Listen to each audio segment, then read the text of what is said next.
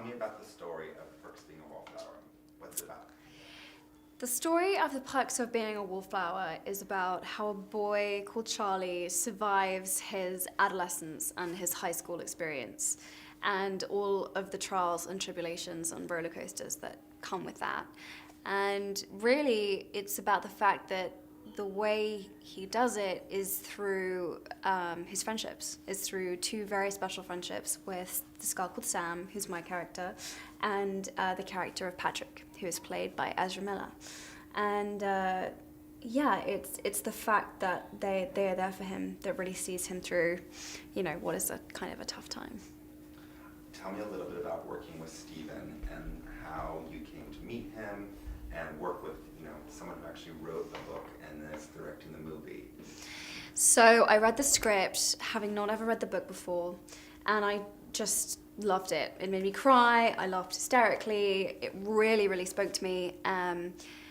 And I said, I'd love to meet with Steve. And my agent said, well, the problem is that the writer who wrote the script in the book, he wants to direct it. He's a first-time director. And how do you feel about that? And I was like, oh, well, I'll just meet him and see how it goes.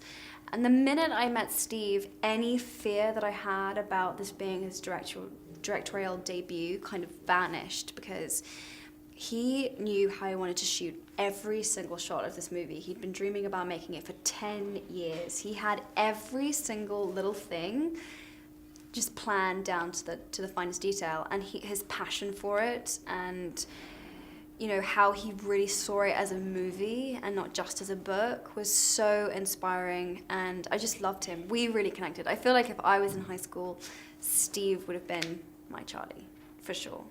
So we really got on well, and it's just so amazing to make a movie with someone who has so much knowledge of the world that you're inhabiting, who can give you an anecdote if you're ever struggling to find something in a scene. He was just the source of the whole thing. So I was spoiled, really. I'm gonna turn up on other movies and be like, I'm sorry, where's the author of the story and the script? So yeah, it was a real luxury.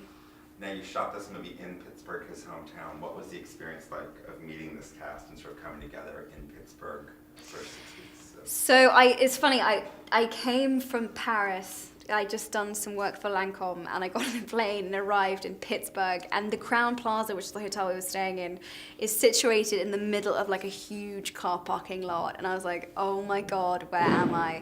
And then the minute I met Ezra and I was with Logan and Johnny and May and everyone, I realized that actually this was going to be the scene of one of the best summers of my life, because we shut down the whole of the ground floor of the Crown Plaza. We opened all of the interconnecting doors in our hotel, and we played music and we cooked dinners and we shared clothing and stories, and we just bonded in a way that you don't really get to bond unless you're on location with a crew. And it was really special.